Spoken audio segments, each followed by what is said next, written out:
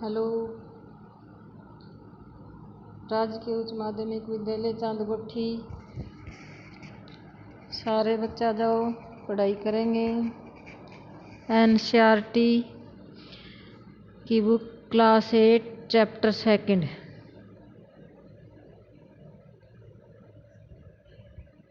किताब copy pen लियाओ। आज हम पाठ 2 पढ़ेंगे, सूक्ष्म जीव मित्र एवं शत्रु। सूक्ष्म जीव क्या होते हैं? ऐसे जीव जो नाम से ही पता चल रहा है बहुत सूक्ष्म होते हैं, यानी जो हमें नंगी आंखों से तो दिखाई भी नहीं देते। उन्हें देखने के लिए सूक्ष्मदर्शी यंत्र की आवश्यकता पड़ती है। सूक्ष्मदर्शी यंत्र किसे कहते हैं? सूक्ष्म यानी छोटा, दर्शी यानी देखने का यंत्र, यानी छोटी वस्तुओं को बड़ा करके देखने के यंत्र को क्या बोलते हैं? सूक्ष्मदर्शी यंत्र। और सूक्ष्म जीव सब जगह पाए जाते हैं, हवा में, पानी में, मिट्टी में। इनमें से कुछ तो लाभदायक होते हैं जिन्हें मित्र कहा जाता है, और कुछ हानिकारक होते हैं जैसे अनेक बीमारियां करते हैं, उन्हें क्या बोलते हैं? शत्रु। आज हम सूक्ष्म जीव मित्र एवं शत्रु का अध्ययन करेंगे। चलो शुरू करते हैं। आपने अपने आसपास के स्थानों पर पौधे, जंतुओं सहित अनेक सजीव देखे हैं, परंतु कुछ जीव ऐसे भी हैं जिन्हें हम बिना यंत्र की सहायता के नहीं देख सकते, यानी केवल आंखों से नहीं देख सकते। इन्हें सूक्ष्म जीव कहते हैं। उदाहरण के लिए आपने देखा होगा कि वर्षा ऋतु में नम ब्रेड रोटी सड़ने लगती है तथा इसकी सतह पर सफ़ेद काले धब्बे से ढक जाती है। इन धब्बों को आवर्धक लेंस की सहायता से देखेंगे तो काले रंग की गोल सूक्ष्म संरचनाएं दिखाई देंगी। ये सूक्ष्म संरचनाएं जो है वो सूक्ष्म जीव होते हैं। अब इसमें पूछा कहाँ से आई? कहाँ से आई बताओ? क्योंकि सूक्ष्म जीव हवा में भी पाए जाते हैं, और इनके सूक्ष्म जीव जैसे कवक है, जो ब्रेड के ऊपर फुफुंद लगी होती है, वो कौन से जीव होते हैं? कवक। और ये कवक, इनके बीजाणु हवा में उड़ते रहते हैं, और जब इनको अनुकूल एनवायरनमेंट यानी ब्रेड वगैरह मिलती है, नमी भी होती है, तो उस स्थिति में ये उसके ऊपर उग जाते हैं, यानी ग्रो करते हैं, और ग्रो करके अपने आप को बड़ा कर लेते हैं। फिर इनमें तंतु जैसी संरचनाएं होती हैं। फिर ये स्पोरेंजिया बनाते हैं जिनमें फिर से स्पोर्स बनते हैं, और ये स्पोर्स फिर से हवा में उड़ जाते हैं, और फिर ये कहीं इनको जगह मिलती है तो वापस से उगते हैं। तो ये कहाँ से आती हैं संरचनाएं? ये आती हैं हवा में। जब हवा में नमी वगैरह होती है तो इनकी संख्या और भी ज़्यादा बढ़ जाती है। अब है सूक्ष्म जीव। इसमें दिया है क्रियाकलाप 1, यानी बगीचे या मैदान से एक बीकर में थोड़ी सी गीली मिट्टी लेंगे और उसमें जल डालेंगे। मिट्टी के कण बैठ जाने के बाद पानी की एक बूंद को स्लाइड पर रखकर सूक्ष्मदर्शी की सहायता से देखेंगे तो क्या होगा? हमें उस पानी में छोटे छोटे सूक्ष्म जीव दिखाई देंगे जो हमें नंगी आंखों से नहीं दिखते हैं। वो किससे देखेंगे? अपन सूक्ष्मदर्शी की सहायता से। इसी प्रकार एक तालाब, पोखर से जल की बूंद लेकर भी स्लाइड पर फैलाकर सूक्ष्मदर्शी की सहायता से देखेंगे तो उसमें भी हमें सूक्ष्म जीव दिखाई देंगे। तो सूक्ष्म जीव गति करते हुए दिखाई देते हैं। इन प्रेक्षणों से पता चलता है कि मिट्टी, पानी में भी अनेक छोटे छोटे सूक्ष्म जीव उपस्थित रहते हैं। सूक्ष्म जीव इतने छोटे होते हैं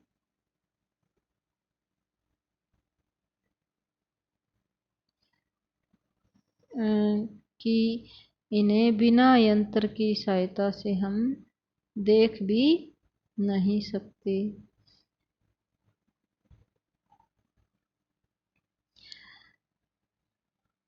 इनमें से कुछ जैसे कि ब्रेड पर उगने वाले कवक को आवर्धक लेंस, यानी देखो ज्योमेट्री बॉक्स में एक छोटा सा लेंस होता है, देखा होगा, गोल, वो बीच में से मोटा होता है और बाहर से पतला होता है, उसे आवर्धक लेंस बोलते हैं। उस लेंस से हम देखेंगे तो उसमें जो संरचनाएं वो बड़ी दिखाई देंगी, तो उससे देखेंगे तो हमें ब्रेड के ऊपर फफूंद जो है वो दिखाई देती है। जबकि कई बहुत ही छोटे होते हैं जो आवर्धक लेंस से भी नहीं दिखाई देते, उन्हें देखने के लिए सूक्ष्मदर्शी यंत्र की आवश्यकता ही होती है।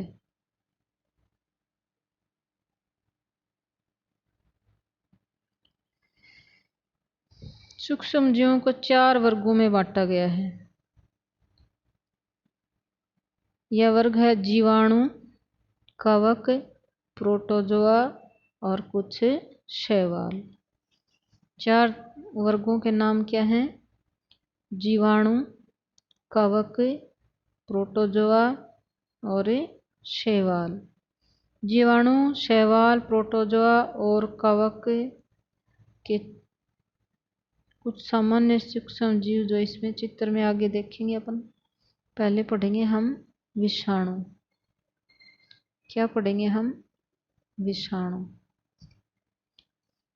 विषाणु भी सूक्ष्म जीव होते हैं, परंतु ये अन्य सूक्ष्म जीवों में से भिन्न होते हैं। अच्छा बताओ भिन्न कैसे होते हैं? क्योंकि जीवाणु, कवक, प्रोटोजोआ और शैवाल ये तो सजीव होते हैं। क्या होते हैं? सजीव। तुम्हें पता ही है सजीव कैसे होते हैं? जो सांस लेते हैं, जो वृद्धि करते हैं, जो जनन करते हैं, जो गति करते हैं, वो क्या होते हैं? सूक्ष्म जीव। भोजन करते हैं। लेकिन विषाणु जो है, अगर वो बाहर होता है, परपोष यानी जिसके शरीर में वो पोषण प्राप्त करता है, उससे बाहर होता है, तब तो ये निर्जीव की तरह होता है। किसकी तरह होता है?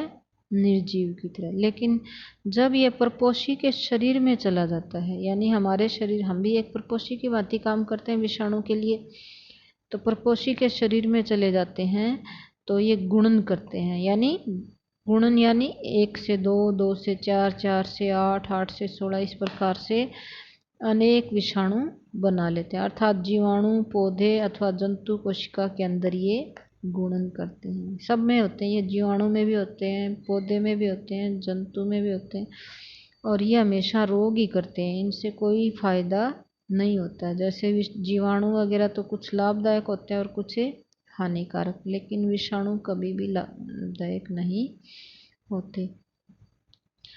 विषाणु से होने वाले रोग, जुखाम। जुखाम तो बच्चों को सर्दियों में होता है, सबको पता ही है। इन्फ्लुएंजा, फ्लू, खांसी आदि किसके द्वारा होती है? विषाणु के द्वारा। और कुछ विशेष रोग जैसे पोलियो और खसरा भी विषाणु के द्वारा होता है। एक रोग तुमने सुना होगा, एड्स। एड्स हो जाता है तो उस व्यक्ति की मृत्यु हो जाती है। एड्स में कोई इलाज नहीं होता, वो भी किसके द्वारा होता है? विषाणु के द्वारा। और आजकल एक नई बीमारी चल रही है, कोरोना। कौन सी बीमारी चल रही है? कोरोना। कोरोना के कारण ही हम सब कहाँ बैठे हैं? घर पे बैठे हैं लॉकडाउन करके। तो ये कोरोना जो है विषाणु के द्वारा ही होता है। कोरोना भी किसके द्वारा होता है? विषाणु के द्वारा। तो विषाणु समझ में आ गया? ये सजीव और निर्जीव के बीच की कड़ी होती है। यानी अगर परपोषी के शरीर में होता है तब तो ये वृद्धि और गुणन करता है, शोषण भी करता है, बीमारियां भी करता है, सारे काम करता है। लेकिन परपोषी के शरीर से बाहर जब ये होता है तो कैसा होता है? ये निर्जीव की भांति काम करता है। और इसमें रोग के नाम भी बता दिए विषाणुओं के, कौन कौन से हैं? जुखाम, इन्फ्लुएंजा, खांसी, पोलियो, खसरा, एड्स, कोरोना और भी बहुत सारी बीमारियां करता है ये विषाणु। अब है मलेरिया। सबने सुना होगा। मलेरिया मच्छरों के काटने के कारण होता है। कौन सा मच्छर काटने से? मादा एनाफ्लीज मच्छर के काटने से क्या हो जाता है? मलेरिया हो जाता है।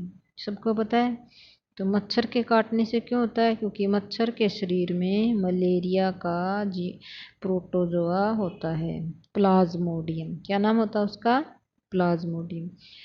ये प्लाज्मोडियम जो है 2 जीवों में अपना जीवन पूरा करता है। कौन कौन से में? एक तो मच्छर में, आधा जीवन तो अपना मच्छर में पूरा करता है और आधा जीवन मनुष्य में पूरा करता है। तो जैसे एक मच्छर के अंदर प्लाज्मोडियम का प्रोटोजोआ है, वो मच्छर एक स्वस्थ व्यक्ति को काटेगा तो मच्छर कि जो है सूंड की तरह होता है, जिसे चुस्कांग बोलते हैं। क्या बोलते हैं? चुस्कांग। वो हमारे त्वचा के अंदर चुबो देते हैं और चुबोने के बाद उससे खून चूसता है मच्छर। और खून चूसने के बाद जब वो उड़ना शुरू करता है, उससे पहले हमारी त्वचा के अंदर अपनी लार छोड़ देता है। लार समझते हो ना? थूक अपने मुंह से क्या छोड़ देता? लार। और उसकी लार में जो है मलेरिया का प्रोटोजोआ पाया जाता है। वो हमारे खून में चला जाता है और खून में जाने के बाद क्या होता है? वो हमारे खून में वृद्धि करने लगता है, गुणन करने लगता है, फिर अपनी बहुत सारी संख्या बना लेता है और उसके बाद आदमी को मलेरिया बीमारी हो जाती है। और उसके बाद जैसे कोई मलेरिया का व्यक्ति है, उसको किसी मच्छर ने काटा तो मच्छर क्या करेगा? उसका खून पिएगा और उस खून के साथ मच्छर में प्लाज्मोडियम के प्रोटोजोआ चले जाते हैं और वो मच्छर भी वाहक का काम करता है। फिर वो स्वस्थ व्यक्ति को काटेगा वो मच्छर, तो उसमें भी प्रोटोजोआ चले जाते हैं। तो मलेरिया किसके कारण होता है? प्रोटोजोआ के कारण। क्या नाम होता है उसका? प्लाज्मोडियम। और किस में पाया जाता है? ये मच्छर और मनुष्य दोनों में पाया जाता है। यानी अपना आधा जीवन तो मनुष्य में पूरा करता है और आधा जीवन मच्छर में पूरा करता है। इसी प्रकार अतिसार, अतिसार समझते हो? दस्त लग जाते हैं। ये एंटामीबा हिस्टोलाइटिका के कारण होता है। ये भी क्या है? प्रोटोजोआ होता है। अब टाइफाइड और क्षय रोग, ये जीवाणु के द्वारा होते हैं। टाइफाइड समझते हो? जैसे अपन गांव में कहते हैं कि मियादी बुखार भी नाम होता है इसका, निकाड़ा निकल गया ऐसे भी बोलते हैं। ये टाइफाइड होता है। और क्षय रोग टिब्बी, टिब्बी सुना होगा, जिसमें बहुत ज़्यादा खांसी आती है, बलगम आता है, फेफड़े खराब हो जाते हैं। ये बीमारी किसके कारण होती है? जीवाणु के द्वारा। अब अगले पेज में अपन पढ़ेंगे, चित्र देखेंगे। देखो ये ऊपर वाले तो हैं जीवाणु। कौन कौन से? ये हैं जीवाणु। स्पाइरल जीवाणु, छड़नुमा जीवाणु। स्पाइरल तो यानी ये मुड़े मुड़े हैं और छड़ की तरह हैं, इसको छड़नुमा जीवाणु बोलते हैं। जीवाणु सारे बीमारी नहीं करते, जीवाणु अच्छे भी बहुत होते हैं। जैसे अपन पौधों में नाइट्रोजन की खाद डालते हैं ना, तो एक एजोबैक्टर जीवाणु होता है जो वायुमंडल की नाइट्रोजन को नाइट्रोजन खाद में परिवर्तित कर देता है और जो पौधे अवशोषित कर लेते हैं। तो लाभदायक भी होते हैं और हानिकारक भी होते हैं। अब है ये शैवाल, क्लेमाइडोमोनास और स्पाइरोगाइरा। ये क्या है? शैवाल। शैवाल देखे हैं क्या? शैवाल जहाँ पे बहुत नमी रहती है वहाँ हरी काई इकट्ठी हो जाती है ना, वो क्या होती है? शैवाल। हरी हरी काई, जैसे पानी की टंकियों के पास, और पानी में भी पानी का रंग हरा हो जाता है, वो किसके कारण होता है? शैवाल के कारण। अब 2 शैवाल के नाम दे रखे हैं। शैवाल बहुत सारे होते हैं वैसे तो, लेकिन अपने यहाँ किताब में तुम्हें 2 ही बताए, क्लेमाइडोमोनास और स्पाइरोगाइरा। इनमें हरित लवक पाए जाते हैं और ये अपना भोजन खुद बनाते हैं। ये बीमारियां कम ही करते हैं, इनसे हमें भोजन मिलता है। जो शैवाल होते हैं ना, बहुत से शैवाल, उनमें प्रोटीन और विटामिन बहुत सारे पाए जाते हैं, इसलिए कई शैवाल ऐसे होते हैं जिन्हें भोजन के रूप में भी काम में लिया जाता है। अब है प्रोटोजोआ। प्रोटोजोआ एक तो ये अमीबा और दूसरा पैरामीशियम। अमीबा और पैरामीशियम। और एक तुम्हें मलेरिया का प्रोटोजोआ पढ़ाया था, उसका नाम था प्लाज्मोडियम। अब ये हैं कवक है, कवक राइजोपस, एस्परजिलस, पेनिसिलियम।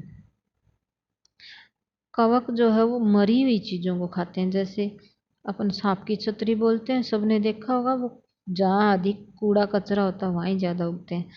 तो ये मरी हुई चीज़ों को खाते हैं, सफ़ेद रंग के होते हैं ज़्यादातर, और अपना भोजन खुद नहीं बनाते, लेकिन ये मरी हुई चीज़ों को खाते हैं, इसलिए इन्हें मर्तोपजीवी भी कहते हैं, यानी मरी हुई चीज़ों के ऊपर जीवन यापन करने वाले।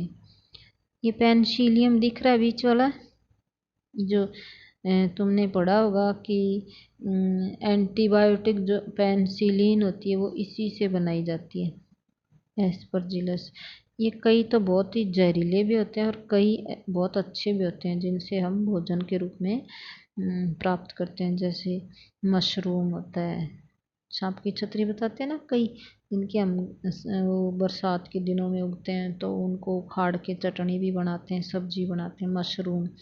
तो ये अच्छे भी होते हैं, कईयों से बीमारी भी हो सकती है और कईयों से बीमारी की दवाइयाँ भी बनती हैं, इसलिए हानिकारक और लाभदायक दोनों हो गए। ये है विषाणु। ये क्या है? विषाणु। इस चित्र को ध्यान से देखो, ये क्या है? विषाणु। अब तुम्हें दोनों चित्र बनाने पड़ेंगे। ऊपर जीवाणु जो आया था ना,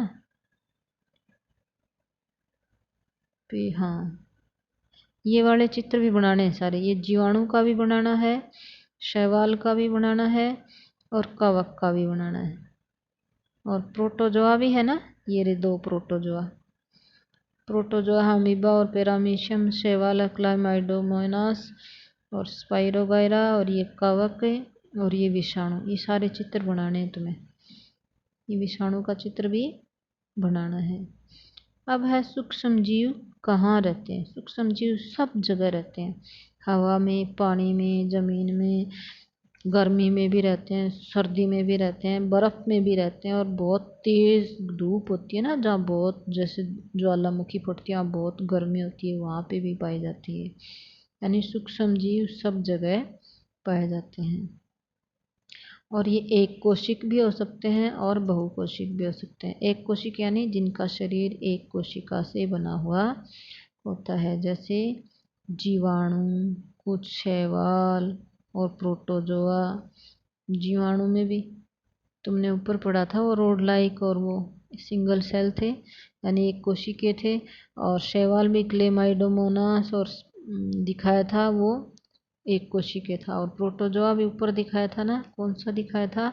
एक तो यूग्लिना और एक अमीबा, वो भी एक कोशिकीय थे। और कुछ बहुकोशिकीय भी होते हैं, जैसे शैवाल और कवक। ये बर्फीली शीत से उष्ण स्रोतों तक हर प्रकार की परिस्थिति में जीवित रहते हैं, यानी ठंड में भी रह सकते हैं और गर्मी में भी रह सकते हैं। यह मरुस्थल में भी पाए जा सकते हैं और दलदल में भी पाए जाते हैं। मरुस्थल जहाँ बारिश कम होती है, मिट्टी ज़्यादा होती है, तापमान अधिक होता है, और दलदल जहाँ पानी के कारण मिट्टी दलदल बन जाती है। ये मनुष्य सहित सभी जंतुओं के शरीर के अंदर भी पाए जाते हैं, और कुछ सूक्ष्म जीव दूसरे सजीवों पर आश्रित होते हैं, जबकि कुछ अन्य स्वतंत्र रूप से पाए जाते हैं। जैसे अमीबा, वो अकेले रह सकता है, जबकि कवक और जीवाणु समूह में रहते हैं, यानी सिंगल सिंगल न पाकर बहुत सारे इकट्ठे रहते हैं, कॉलोनियों में रहते हैं, कॉलोनी बनाकर। अब है सूक्ष्म जीव और हम। सूक्ष्म जीव की हमारे जीवन में बहुत ही महत्वपूर्ण भूमिका है। इनमें से कुछ हमारे लिए लाभदायक है और कुछ हानिकारक। कुछ जीवों से रोग होता है। अब इनका विस्तार से अध्ययन हम करेंगे। सबसे पहले पढ़ेंगे हम मित्रवत सूक्ष्म जीव। कौन से पढ़ेंगे? मित्रवत सूक्ष्म जीव। मित्रवत यानी लाभदायक सूक्ष्म जीव। कौन से जीव? जो हमें लाभ करते हैं। सूक्ष्म जीव विभिन्न कार्यों में उपयोग किए जाते हैं। इनका उपयोग दही बनाने में, ब्रेड बनाने में, केक बनाने में किया जाता है। जैसे हम शाम को दूध गर्म करने के बाद उसमें जावण लगाते हैं। किसका जावण लगाते हैं? दही या छाछ का। तो उसमें क्या होते हैं? जीवाणु होते हैं, लैक्टोबैसिलस। कौन से जीवाणु होते हैं? लैक्टोबैसिलस। वो दूध को किसमें बदल देंगे? दही में बदल देंगे। तो दही के अंदर क्या होते हैं? जीवाणु। कौन से जीवाणु? लैक्टोबैसिलस। तो ये लाभदायक हो गए क्योंकि ये दूध को किस में बदल देते हैं? दही में। और दही अच्छा पाचन करने वाला और अच्छा होता है। इसी प्रकार ब्रेड के अंदर भी जीवाणु डाले जाते हैं जिससे वो ब्रेड फूल जाती है। जैसे यीस्ट, नाम सुना होगा तुमने। एक चुटकी यीस्ट ब्रेड के आटे में लगाकर रख देते हैं थोड़ी देर, तो वो यीस्ट क्या करती है? उसमें गुणन करती। गुणन यानी वो 2 से 4, 8, 16, 32 इस तरह से बहुत सारी यीस्ट बनती है और वो शोषण करती है, जिसके कारण कार्बन डाइऑक्साइड गैस से बाहर निकलती है। और वो गैस जब बाहर निकलती है तो बुलबुलों के रूप में बाहर निकलती है। इसलिए वो ब्रेड का आटा जो है वो बुलबुलों की तरह फूल जाता है और उससे ब्रेड बनाते हैं। इसी तरह केक में भी इसका उपयोग किया जाता है। और प्राचीन काल से ही सूक्ष्मजीवों का उपयोग अल्कोहल बनाने में भी किया जाता है। कई लोग शराब पीते हैं। शराब भी क्या होती है? कि अल्कोहल होती है और इसमें भी सूक्ष्मजीवों का प्रयोग किया जाता है। पर्यावरण को स्वच्छ रखने के लिए भी इनका उपयोग होता है। उदाहरण के लिए कार्बनिक अपशिष्ट, जैसे तुम सबको बता ही रखा है कि सब्जियों के छिलके, जंतुओं के अवशेष, गोबर, मल मूत्र आदि मिट्टी में डाल दिया जाता है तो थोड़े दिन बाद वो मिट्टी में मिल जाता है। पता ही नहीं चलता कि इधर कुछ गिराया भी था। तो मिट्टी में क्यों मिल जाता है? क्योंकि मिट्टी के अंदर छोटे छोटे जीवाणु पाए जाते हैं जो इनको खाकर मिट्टी में मिला देते हैं और मिट्टी में जो मिलने के बाद उपजाऊ हो जाती है मिट्टी। तो इन जीवाणुओं के द्वारा सब्जियों के छिलके, जंतु के अवशेष, विष्ठा इत्यादि का अपघटन किया जाता है, यानी इनको तोड़ तोड़ के छोटे टुकड़ों में बना दिया जाता है। इसी प्रकार जीवाणुओं का उपयोग दवाइयाँ बनाने में भी किया जाता है। कृषि में मृदा की उर्वरता वृद्धि में भी किया जाता है, जिसमें नाइट्रोजन स्थिरीकरण होता है। जैसे तुम्हें अभी मैंने बताया था कि जो दाल होती है ना, दाल कुल, जिसे लेग्यूमिनेसी बोलते हैं। लेग्यूम यानी ऐसे पौधे जिनमें फली लगती हैं और फली के अंदर जो बीज होता है उसकी दाल बनाई जा सकती है, जैसे मूंग, ओट, मटर, चना, अरहर, इनकी दाल बना सकते हैं। इनकी जड़ों में जो है जीवाणु पाए जाते हैं, जिन्हें अभी अभी तुम्हें राइजोबियम नाम बताया था। ये वायुमंडल के नाइट्रोजन के यौगिकों में बदल देते हैं और फिर जब पानी डालते हैं तो वो पानी के साथ उस नाइट्रोजन को पौधे जड़ों से अवशोषित कर लेते हैं। अब है दही और ब्रेड बनाना। अभी अभी तुम्हें बताया था कि दही में लैक्टोबैसिलस नामक जीवाणु होता है जो दूध को दही में परिवर्तित कर देता है। वह दूध में जनन कर उसे दही में परिवर्तित कर देते हैं। जीवाणु के द्वारा पनीर, अचार, अनेक खाद्य पदार्थों के उत्पादन में भी सहायक है। सूजी, इडली, भटूरे, इनमें महत्वपूर्ण संगठक दही है, यानी इनमें भी हम दही डाल सकते हैं।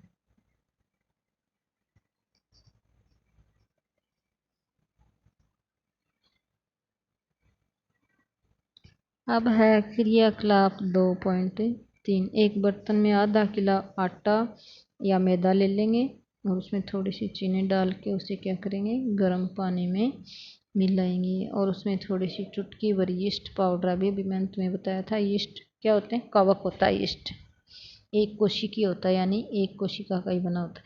वो डालकर छोड़ देंगे तो थोड़ी देर में वो आटा फूल जाता है। देखो पहले इतना था और अब कितना हो गया? भर के ऊपर तक आ गया।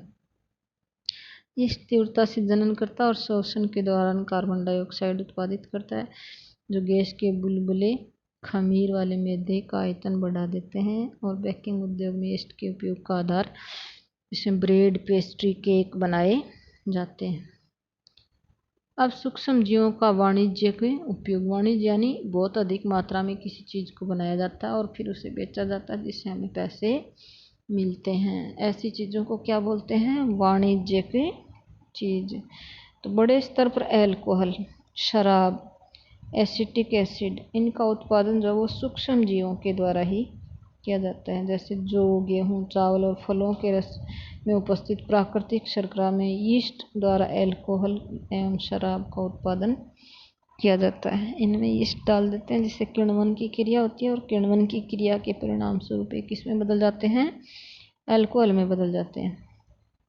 इसी प्रकार क्रियाकलाप 2.4 दिया है। 500 ml बीकर लेकर उसमें 3/4 भाग तक पानी भरेंगे।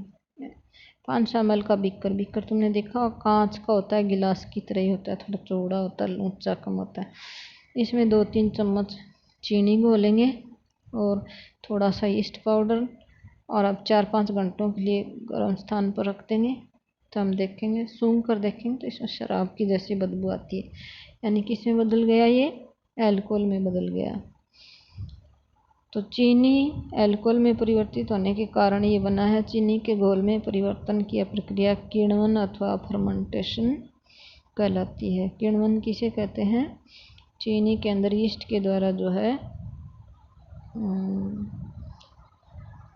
अल्कोहल में परिवर्तित हो जाता है, इसे क्या बोलेंगे, किण्वन। इसकी खोज की थी लुई पास्चर नामक वैज्ञानिक ने। इसने की थी लुई पास्चर ने। किण्वन की खोज 1857 में की थी। और किण्वन के द्वारा बहुत से काम के पदार्थ बनाए जाते हैं, जैसे अल्कोहल है, किण्वन से ब्रेड बनती हैं। अब है सूक्ष्मजीवों के औषधीय उपयोग, यानी सूक्ष्मजीव दवाई बनाने में भी काम आते हैं।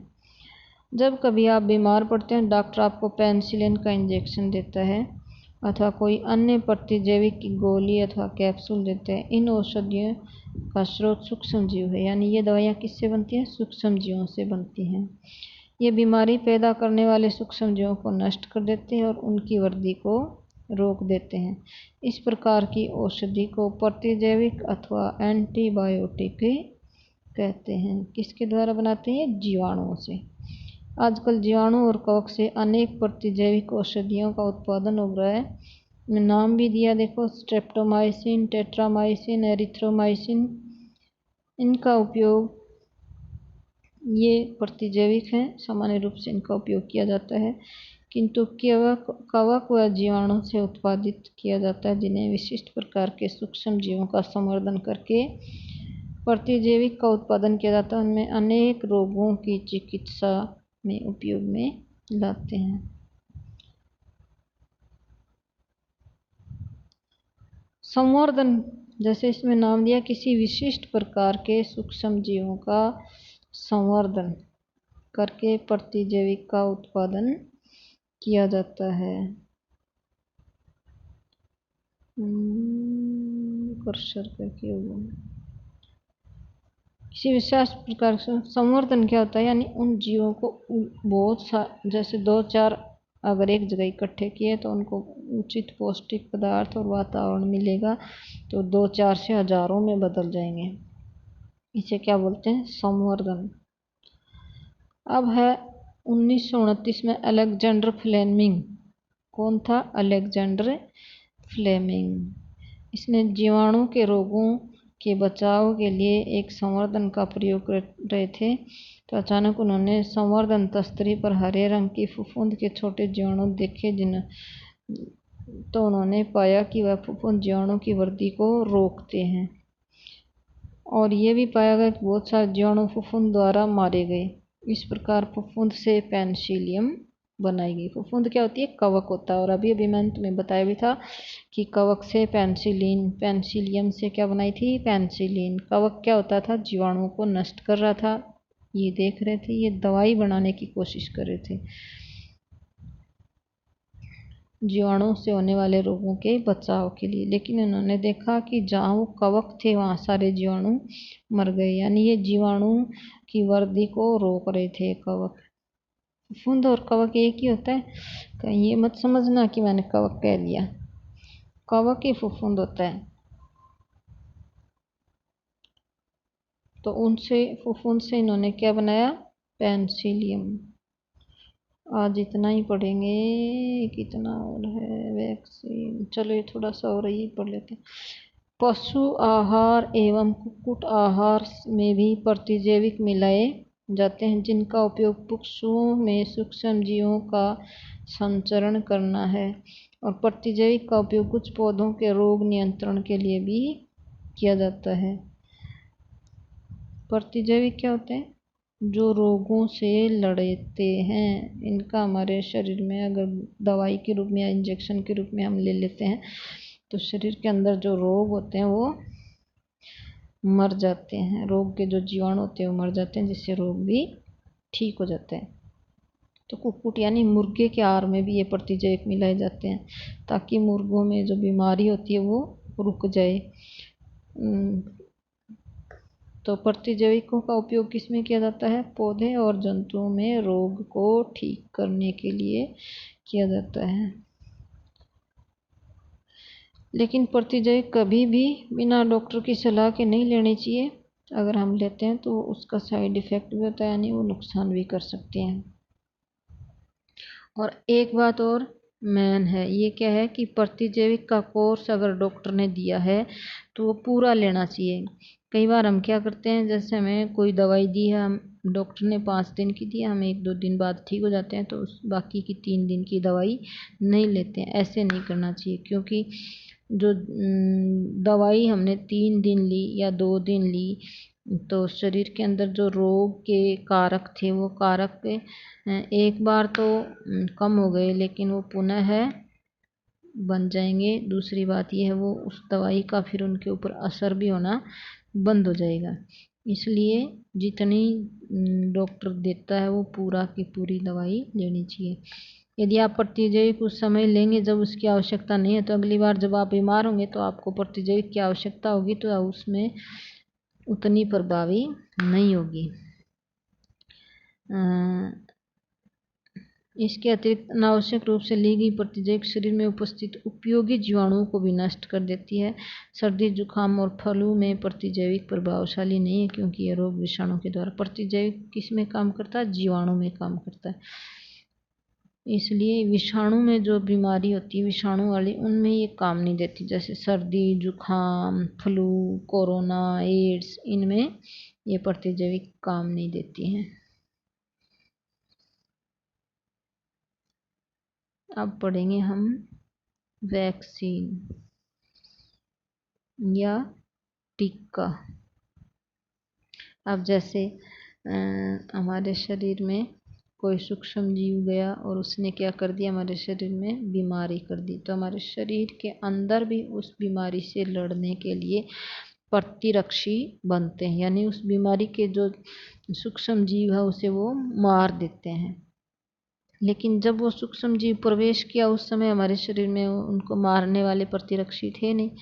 अब थे नहीं तो उनको मारेगा कौन? मारेंगे नहीं तो वो बीमार बहुत सारे बढ़ गए और हमें क्या कर दिया उन्होंने? बीमार। फिर धीरे धीरे शरीर के अंदर उस बीमारी के जीवाणुओं से लड़ने के लिए प्रतिरक्षी बनते हैं, फिर वो उनसे लड़ते हैं और बीमारी से हमें ठीक करते हैं। लेकिन टिक्के में क्या होता है, ये जो सूक्ष्म जीव होते हैं वो मरे हुए या उनका रस निकाल कर हमारे शरीर में डाल दिया जाता है, जिससे उनके साथ लड़ने वाले प्रतिरक्षी हमारे शरीर के अंदर बन जाते हैं। अब जब ये तो बीमारी करते नहीं है, क्योंकि या तो मरे हुए डाले जाते हैं या इनका रस डाला जाता है।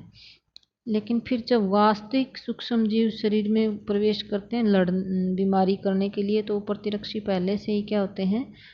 प्रेजेंट होते हैं, उपस्थित होते हैं। तो वो उन बीमारी के सूक्ष्म जीवों को नष्ट कर देते हैं और हम ठीक रहते हैं। जैसे पोलियो का टीका है और छोटे बच्चों में लगाया जाता है ना, पोलियो का टीका लगाया जाता है, BCG का लगाया जाता है, DPT का लगाया जाता है। तो इन टीकों में क्या होता है, जैसे पोलियो का उदाहरण दूँ, पोलियो का टीका लगाया जाता है तो पोलियो का जो सूक्ष्म जीव है उसको मरे हुए को शरीर के अंदर डाल दिया जाता है। वो मरा हुआ शरीर में चला गया तो, लेकिन फिर भी उससे लड़ने के लिए हमारे शरीर में क्या बन गए? प्रतिरक्षी।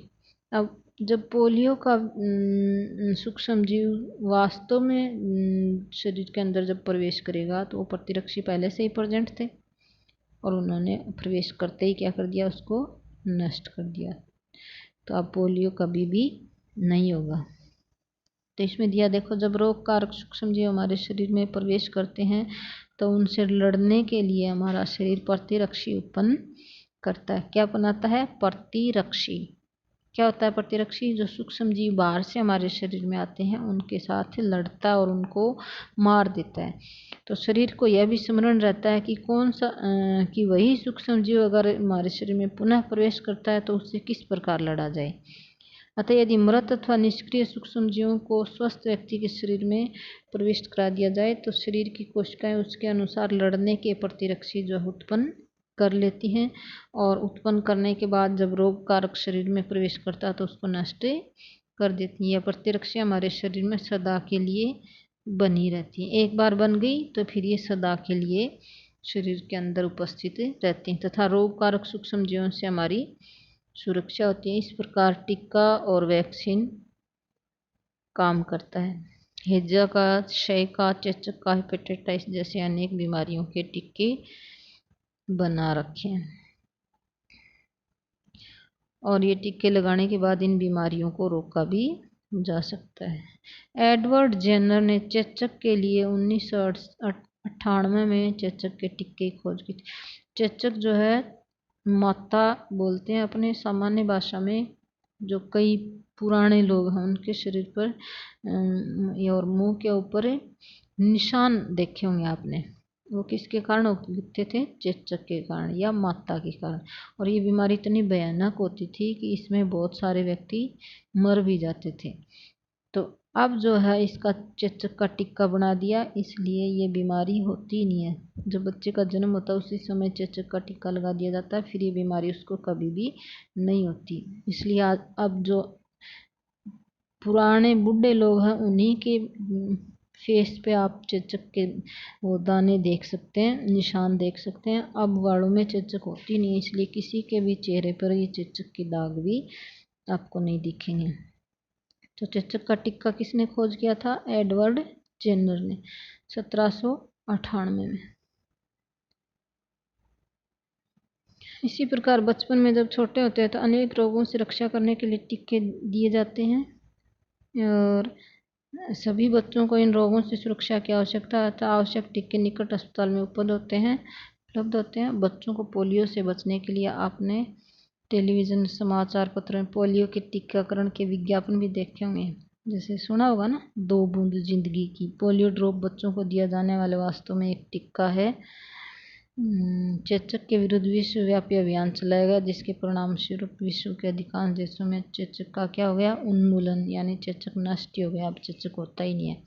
आजकल सूक्ष्म जीवों से टीके का उत्पादन बड़े स्तर पर किया जाता है, जिससे मनुष्य एवं अनेक जंतुओं को अनेक रोगों से बचाया जा सकता है। अब तुम देख ही रहे हो कि कोरोना वायरस जो है आया हुआ है, इसका कोई टीका नहीं बना और इस कारण से हम लोग घरों में बैठे हैं। इसकी कोई दवाई नहीं है। इसका तो एक ही इलाज है, बस बीमार के संपर्क में न आओ। अच्छा, आज इतना ही पढ़ेंगे और हम आज का होमवर्क क्या देंगे? एक तो तुम्हें दिया था सूक्ष्म जीवों के चित्र, कितने प्रकार में बांटा था सूक्ष्म जीवों को? 4 प्रकार में। कवक, प्रोटोजोआ, शैवाल और एक और क्या नाम था? कवक, प्रोटोजोआ, शैवाल, जीवाणु। इनके चित्र बनाओगे। जीवाणु, शैवाल, प्रोटोजोआ और कवक और एक विषाणु। आज का ये काम है, क्या क्या है कि चित्र बनाने हैं तुम्हें। और ये लाभदायक जो तुम्हें बताया ना, लाभदायक सूक्ष्म जीव, ये पढ़ोगे भी। पीछे आ गया ये। क्या लाभदायक, कौन कौन से लाभ पढ़े अपन ने, क्या क्या काम करते हैं? जैसे दही बनाने में, दवाइयाँ बनाने में, अल्कोहल बनाने में, ये जो तुम्हें पढ़ाया था ना टिक्का बनाने में, ये इतने सारे पढ़ोगे। और कल हम पढ़ेंगे टिक्के से आगे का। क्या पढ़ेंगे? मिट्टी की उर्वरता में वृद्धि। अभी लाभदायक चल रहे हैं। और एक बात सुनो, अगर कोई चीज़ समझ में नहीं आई तो आप इस पे मेरे नंबर पे फ़ोन करके भी बता सकते हो या व्हाट्सएप में अपने डाउट्स पूछ सकते हो और मैं तुम्हें बता दूँगी। तो जितना पढ़ा है उतना पढ़ लेना, आज इतना ही पढ़ेंगे, ठीक है। ओके। और अगर किसी बच्चे ने व्हाट्सएप से नहीं जोड़ रखा है तो उनके नंबर उनसे बात करके उनको कह देना कि अपने नंबर स्कूल में जुड़वा ले, जिससे वो भी पढ़ सके।